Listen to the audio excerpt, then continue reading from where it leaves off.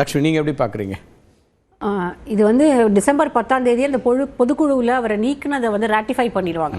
So அதற்கு முன்னால் இந்த முடிவை எடுத்துட்டா வந்து தனக்கும் அது ஒரு விதத்தில் தன்னுடைய அரசியலுக்கு அது ஒரு ப்ளஸ்ஸாக இருக்கும். அவருக்கு பெரிய அட்வான்டேஜ் எல்லாம் கிடையாது. இப்போ வந்து என்ன அரசியல் அவருக்கு வந்து அடுத்தது இதே தொகுதியில் கண்டெஸ்ட் பண்ணுறதுக்கு அவருக்கு சீட் வேணும். சரி, இப்போ அதிமுக கூட்டணியில் இருக்கக்கூடிய பிஜேபியில் சேர்ந்தாலோ இல்லை டிடிவி தினகரனோடவோ இல்லை ஓபிஎஸோடவோ கூட இருக்கிறதுனாலையோ அவருக்கு எந்த விதமான லாபமும் இருக்க போகிறதில்லை. ஏன்னா திரும்பவும் அதே அணிக்குள்ளே தான் இருக்கணும். பிஜேபியில் சேர்ந்தால் அதே அணிக்குள்ளே தான் இருக்கணும். டிடிவியோட போகிறது வந்து அவ்வளவு பெரிய லாபகரமானதாக இருக்காது. அந்த தொகுதியில் திரும்ப கண்டெஸ்ட் பண்ணணும் தன்னோட எம்எல்ஏ. ஏன்னா ஒரு முறை கிட்டத்தட்ட 1988 ஒரே ஒரு முறை மட்டும்தான் அவர் வந்து வெற்றி பெறாமல் போயிருக்கார். மற்ற எல்லா முறையும் கண்டெஸ்ட் பண்ண போது எல்லாமே அதே தொகுதியிலிருந்து ஜெயிச்சிருக்காரு. இப்போ இந்த முறை தன்னோட எம்எல்ஏ சீட்டை அவரோட சொந்த தொகுதி கோபிச்செட்டிப்பாளையத்தில் வெற்றி பெறுறதுக்கே அவரால் தனியாக முடியாதுங்கிற இடத்துல அவர் இருக்காருங்கிறீங்களா? அப்படி நான் சொல்லலை. அதாவது அவர் அப்படிதான் நினைச்சிருக்க முடியும். தனித்து போட்டியிடுறதுங்கிறது வேற, ஒரு பார்ட்டியிலிருந்து போட்டியிடுறதுங்கிறது ஒரு இண்டிபெண்டா. நீங்க ஒரு எம்எல்ஏ ஆகணும் அப்படின்னா அதிகபட்சம் அவரோட விருப்பம் கேண்டிடேட்டா இருக்கும்போது இல்ல கார்த்திக், இங்க வந்து என்ன பிரச்சனை வருதுன்னா அவர் பிஜேபியில இருந்து கண்டெஸ்ட் பண்ணாலோ இல்லை ஏடிஎம்கேல இருந்து கண்டெஸ்ட் பண்ணாலோ அவருக்கு தனியா போட்டியிட்டாலோ எல்லா பக்கமும் இருந்து 4 கார்னர்ட் கண்டெஸ்ட் 5 கார்னர்ட் கண்டெஸ்ட் வரும்போது ஒரு இண்டிபெண்டன்ட் கேண்டிடேட் அப்படின்ற முறையில் வெற்றிக்கான வாய்ப்புகள் மிக குறைவாக இருக்கலாம். இன்றைக்கு இருக்கக்கூடிய சூழல்ல நிறைய சர்வே ப்ரெடிக்ஷன்ஸ் வந்து விஜய்க்கு ஒரு எட்ஜை கொடுக்கறதுனால ஒருவேளை அவர் இந்த முடிவை எடுத்திருக்கலாம். ஆனால் இந்த நீங்க ஏற்கனவே சொன்ன மாதிரி இந்த முடிவு வந்து தாவேகாவுக்கு வேணா அட்வான்டேஜஸாக இருக்கலாம். ஆனால் செங்கோட்டையனுக்கு இதில் பெரிய அளவில் எந்த லாபமும் இருக்க போறதில்லை. அரசியல் ரீதியாக அவர் ஒரு கட்சியில் இருக்க போகிறார், அவ்வளவுதானே தவிர அதை தாண்டி அவருக்கு இது வந்து ஒரு பெரிய லாபகரமான அல்லது அவருக்கு அவருடைய அரசியல் அடுத்த கட்டத்துக்கான ஒரு பலத்தை வந்து இது கொடுக்க போறது கிடையாது. இப்ப செங்கோட்டையனுக்கு வேற ஆப்ஷன் இல்லை, விஜய் அவர் தேர்ந்தெடுக்கிறாருன்னு சொல்லக்கூடிய இதையா சொல்றாரு. நீங்க சொல்றீங்க தேவை இருக்குன்னு போனாலும் கூட விஜய் செங்கோட்டையனை எடுத்துக்கொள்வதன் மூலமா சேர்த்துக்கொள்வதன் மூலமா அவர் அப்போ பொலிட்டிக்கலாக ஒரு ஸ்டாண்ட் எடுக்கிற மாதிரி ஒரு ஆயிடுதில்லை. ஏன்னா திரு எடப்பாடி வேண்டான்னு சொல்ல ஒருத்தர், நீக்கப்படுற ஒருத்தர், எடப்பாடியை கேள்விக்குள்ளாக்குறாரு பொதுவெளியிலன்னு சொல்லி தான் அவரை கட்சியிலேருந்து எடுக்கிறாங்க. அப்போ அப்படி ஒருத்தரை எடுக்கிறது மூலமாக அதிமுகவோட இந்த தேர்தலில் அவர் சமரசத்துக்கோ அல்லது கூட்டணிக்கோ அல்லது வாய்ப்பு இல்லைங்கிற ஒரு மெசேஜும் இதில் போகுமா? அப்போ இல்லை, விஜய் வந்து ஏடிஎம்கேவோட வாக்குகளையும் அதிமுக பேசக்கூடிய அரசியலையும் பேசி அந்த இடத்துல தன்னை பொசிஷன் பண்ணிக்கணும்னு நினைக்கிறாரு. ஆனால் அவர் பிரைமரி ஃபோர்ஸ் கிடையாது. ஏடிஎம்கேக்கும் டிஎம்கேக்கும் தான் இந்த தேர்தலில் போட்டி இருக்க போகுது.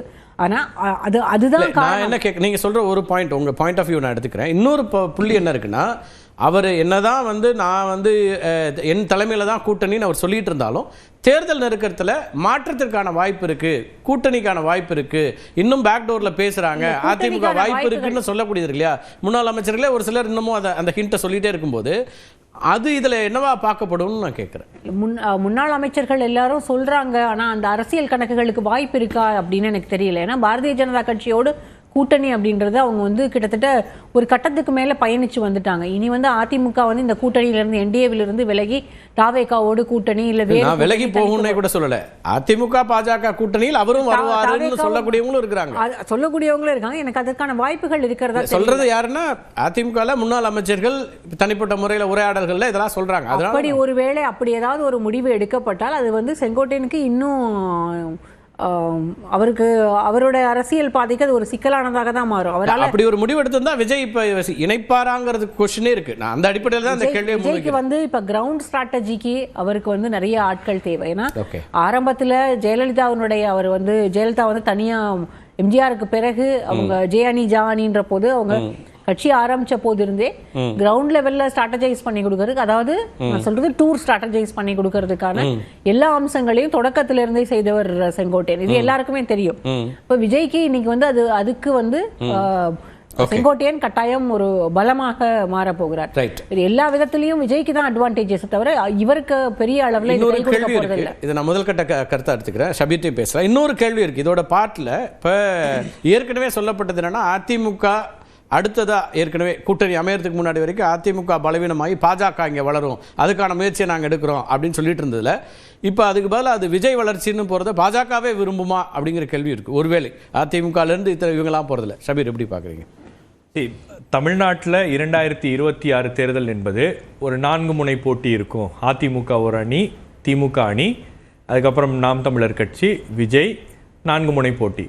இப்போ இது இபிஎஸ் எதிர்ப்பு அணின்ற ஒரு அணியும் வந்து களத்துல இருக்கு அப்படின்றத நாம ஏதாவது ஒருத்தரோட போய் சேர்ந்துருந்தானே சேருவாங்க. 4 முனையா இருக்கும். ஆனா நீங்க சொல்ற எதிர்ப்பணின்னு ஒண்ணு இருக்கு, எதிர்ப்பணின்னு ஒண்ணு இருக்கு. அவங்களுடைய ஒட்டுமொத்த நோக்கமும் வந்து இபிஎஸ்ஐ பலவீனப்படுத்துவது, அதிமுகவை பலவீனப்படுத்துவது, எப்படியெல்லாம் பலவீனப்படுத்த முடியுமோ அந்தந்த வகையில பலவீனப்படுத்துவதற்கான ஒரு வேலைகளை அவங்க தொடர்ந்து செஞ்சுட்டு இருக்காங்க.